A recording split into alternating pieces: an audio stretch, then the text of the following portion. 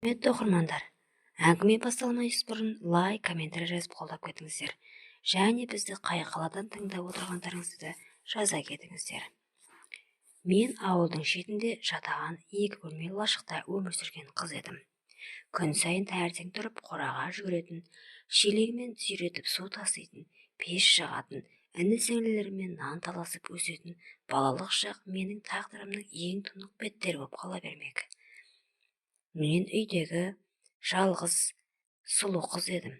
Әкем сондай жуас, мейірімді жан болатын. Маған күнім дейтін, басымнан сипап, құлыным, сен бір күні аспанда жарқырайсың деп күлімсірейтін. Сол сөздерге сеніп өстім. Ағам, сіңлілерім, інілерім бәрі анама тартқан еді. Мен ғана тек әкеме тарттым.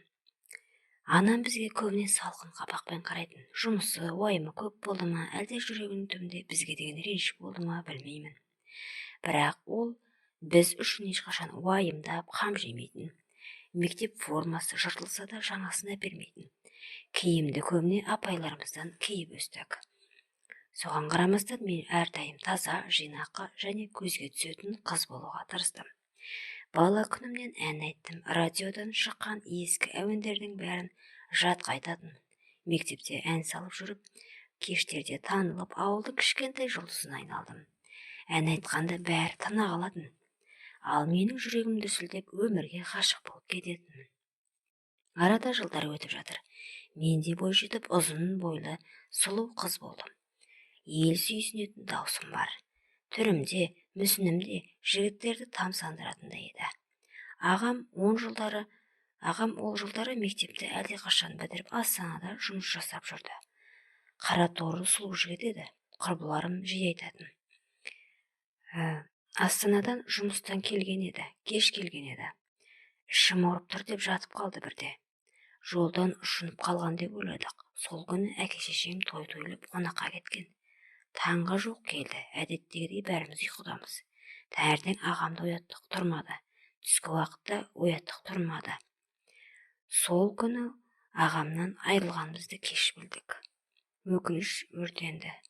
Ол ағайда жұмыстан енді келіп, шай тамағын ішкелі жатыр екен. Орнынан атып тұрып, құралдарын алып үй жаққа қарай жылдам тұрды. Әлі де үміттеніп келемін. Ағам тек есінен танып ұйықтап жатқан секілді, бірақ олай емес екен. Ағам бұл өмірден қоштасқаннан кейін әкеме бұл өте қатты бір соққы болды десем болады. Ол екеуі күн сайын ақша жинап, өз қолдарымен жаңа үй тұрғызамыз деп армандап жүретін. Қаншама жоспарлар, армандар бәрі әп-сәтте күл-талқан болды. Ағамның 40-ын өткізуге дайындалып жатқан едік. Үйдің іші азалы, үнсіздікке толы. Көңілім алаңдап, жүрегім ауырып тұрса да жамандыққа қимай жүрдім. Сол күні әкем мал сатып алам деп үйден шыққан, бірақ сол сапар қайтып оралмас жол болыпты. Сөйтіп жүргенде ақыры бір күннен кейін сүйегін таптық. Қораның артқы жағында орналасқан. Ескі ашық құдықта. Ол құдықтың беті баяғыда ескі шифрмен ағашпен жабыла салған еді. Әкемнің аяғы тайып кетіп, ішіндегі тат басқан темірге қара құсы тиіп, сол сәтте өмірмен қоштасқан екен. Анам жесір атанғалы әбден бұзылды. Бұрын әкемнен бата алмай жүрген екен. Алдымен қайныларымен, кейін көрші еркектермен жақын болғанын естідім. Түр десең түрі де жоқ. Сонда деймін, қай жеріне қызыққан екен еркектер? Кәдімгідей бұлшиған, қарны салақтаған әйел. Үнемі қолтығынан иіс шығып жүретін. Бірақ сондай болса да еркектермен жақын болып жүрді. Мен оянып кеттім. Анам орнымда жоқ, шошып кеттім. Бір жағдай болды ма деп. Әлгі сарайдан жатқан бір түрлі дыбыс шықты. Жетіп барып есікті ашқанымда, көрген көзімді еріксіз жұмып алдым. Есікті ашқанда анамның нашар иісімен көрші еркекпен басқа жерден шыққан иістері бұрқата қалды. Анам жалаңаш, еркек жартылай. Сөйтіп олар өз дегенін жасап жатыр екен. Қаншалықты жеркенгенімді сөзбен айтып жеткізу қиын болды. Айы басталған еді. Астана күніне концерт қойылатын болып, клубтағы ағай көлігімен үйге келіп мені алып кетті. Бұрыннан солай әкетіп жүретін. Жасы 40-тан асқан, дайындық басталып, өзімді әнге арнап, беріліп ән шырқап, бәрін ұмытуға тырыстым. Менен бөлек оқушылар жігіттер, қыздар болды. Әлгі ағайым қайтар уақытта көлігіне бәрімізді тиеп, үйіне таратып жүрді. Тек мені ғана қалдырды. Кәдімгідей батып кеткен. Үйдегі дайындықта кешкі 6-да шыққан едім. Түнгі 10:30-ға дейін дайындық болды. Одан оқушылар таратып 11-ден асып барады. Әлгі ағайым қайтар жолды басқа жаққа бұрып алып кетті. Ішім алай-дүлей. Жақында ғана анам мен көрші еркектің бір-бірімен алысқаны көз олмай келді. Мына ағайды соны жасайтындай көрінді. Ағай, неге басқа жол, қайда баратырмыз деп қорқып, әзер дегенді айттым. Ол маған бұрылып, сені жарқыраған жұлдыз болу үшін дайындықтың бірінші сатысынан өткізейін деп жатырмын деді. Егер әнші болып бай болғың келсе, бәріне көнесің деді. Сөйтіп, көлік айдалаға тоқтады. Әлгі ағайым есігін ашып, мені, егер сен бүгін барыңды көрсетсең, сенің қызығыңды бірінші мен көруім керек. Алдағы уақытта сені танымал әнші қыламын. Қазақстанның атақты әнші етемін деп ағайым бөсті. Оның жаман қылық жасайын деп тұрғанын біліп, сезіп, қашып кеткім келді. Бірақ қашып кете алмадым. Ол мені әбден қорқытты. Егер бұл жағдайды айтсаң, өзің масқара боласың деді. Сүйретіліп үйге келдім. Анам жоқ екен. Оның қаңғуымен қыдырыс таусылмайтын болды. Тағы да көрпе астына тығылып жылап жатырмын. Сондай қорланатынымды неге алдын ала білмедім екен деп. Ұзамай әлгі ағаймен жақын болып, көңілдесі болып, біраз жерден бас жүлде алдым. Ол жүлдені ақшамен емес, басқа жолмен таптым. Мектеп бітіруге таяп қалғанда бір сайысқа бардым. Жюри ең үлкендеу қарт кісі екен. Сонымен бірге болу керек болды. Балғын жас денемді сыйладым. Атақ үшін әлгі сорлы шалға сорланып айтқанын қылдым. Ертеңіне ұшынып ауырып қалдым. Бояумен әзір жасырынып әрең дегенде сахнада тұрдым.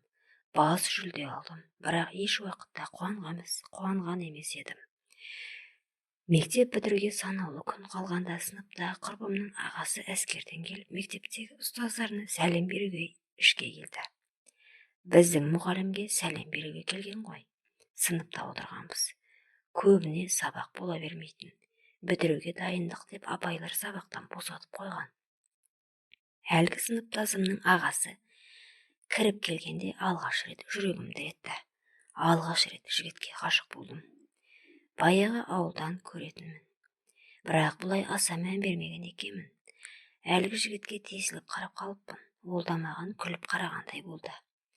Сөйтіп, содан сыныптас құрбыма жабысып, ағаңа ғашық болып қалдым.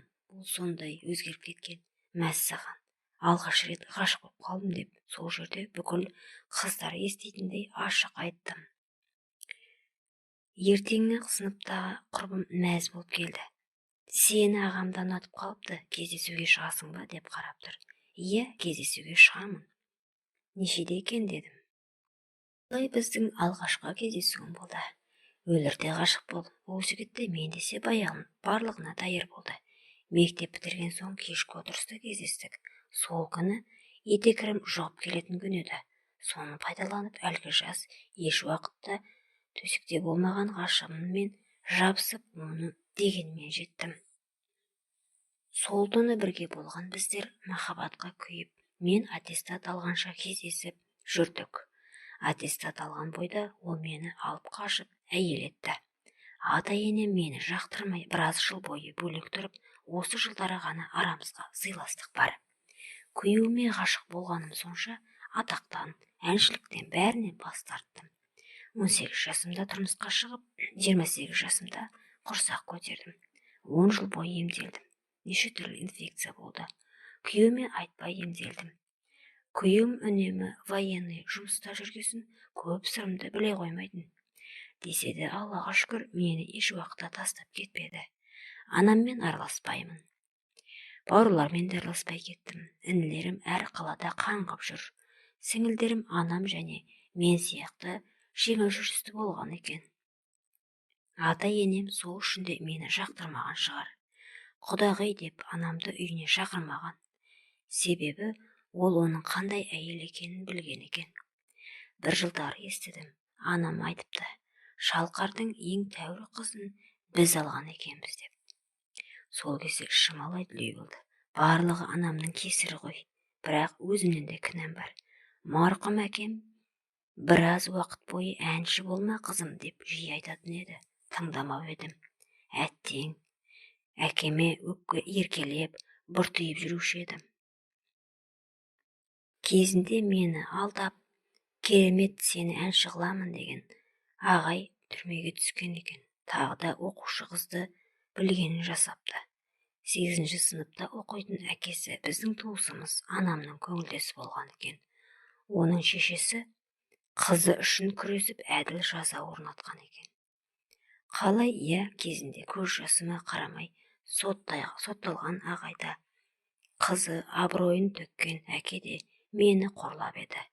Менің жылап айтқан қарғысым орындалыпты. Бірақ туыс сіңіліме жаным ашиды. Тағдыры олай боларын білмедім. Тек әлгі екі азғын жазасын алса екен деп қарғап едім.